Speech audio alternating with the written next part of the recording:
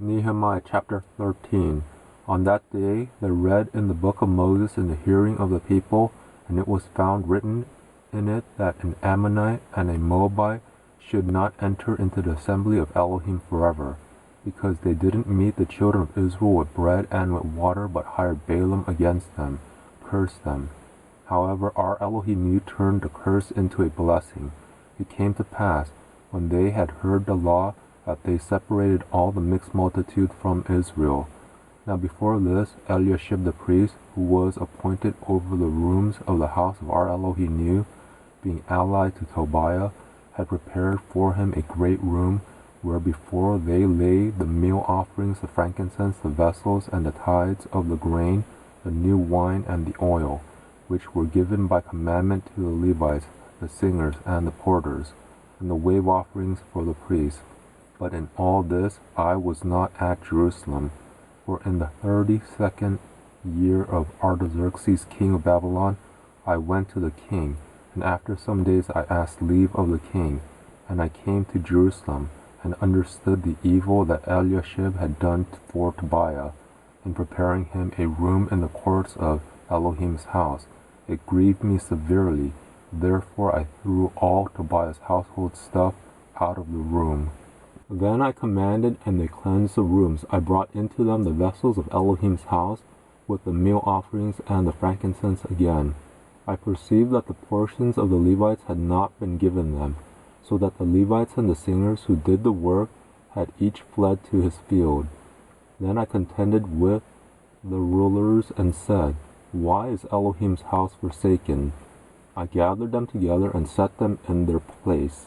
Then all Judah brought the tithe of the grain, the new wine, and the oil to the treasuries, and made treasurers over the treasuries, Shelemiah the priest, and Zadok the scribe, and of the Levites Pedaiah, and next to them was Hanan the son of Zechariah, the son of Mattaniah, for they were counted faithful, and their business was to distribute to their brothers. Remember me, my Elohai, concerning this, and don't wipe out my good deeds that I have done for the house of my Elohai, and for its observances. In those days saw I in Judah some men treading wine presses on the Sabbath, bringing in sheaves and loading donkeys, also with wine, grapes, figs, and all kinds of burdens, which they brought into Jerusalem on the Sabbath day. And I testified against them in the day in which they sold food.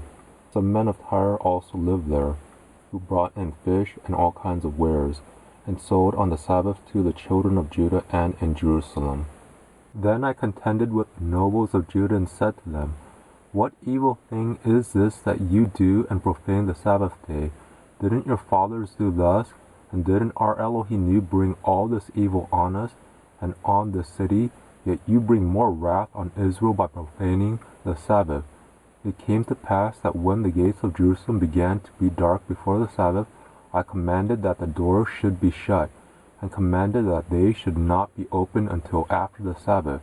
I set some of my servants over the gates, so that no burden should be brought in on the Sabbath day. So the merchants and sellers of all kinds of wares camped outside of Jerusalem once or twice. Then I testified against them and said to them, Why do you stay around the wall? If you do so again, I will lay hands on you. From that time on, they didn't come on the Sabbath. I commanded the Levites that they should purify themselves, and that they should come and keep the gates, to sanctify the Sabbath day. Remember me, my Elohai, this also, and spare me according to the greatness of your loving kindness. In those days I also saw the Jews who had married women of Ashdod, of Ammon, and of Moab, and their children spoke half in the speech of Ashdod, and could not speak in the Jews' language, but according to the language of each people. I contended with them and cursed them, and struck certain of them, and plucked off their hair, and made them swear by Elohim, You shall not give your daughters to their sons, nor take their daughters for your sons or for yourselves. Didn't Solomon, king of Israel, sin by these things?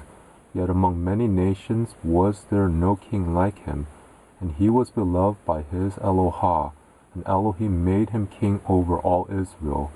Nevertheless foreign women caused even him to sin, Shall we then listen to you to do all this great evil, to trespass against our Elohim in marrying foreign women? One of the sons of Joiada, the son of Eliashib the high priest, was son-in-law to Sanballat the Horonite. Therefore I chased him from me. Remember them, my Elohai, because they have defiled the priesthood, and the covenant of the priesthood and of the Levites. Thus I cleansed them from all foreigners, and appointed duties for the priests and for the Levites, everyone in his work, and for the wood offering, at times appointed, and for the first fruits. Remember me, my Elohai, for good.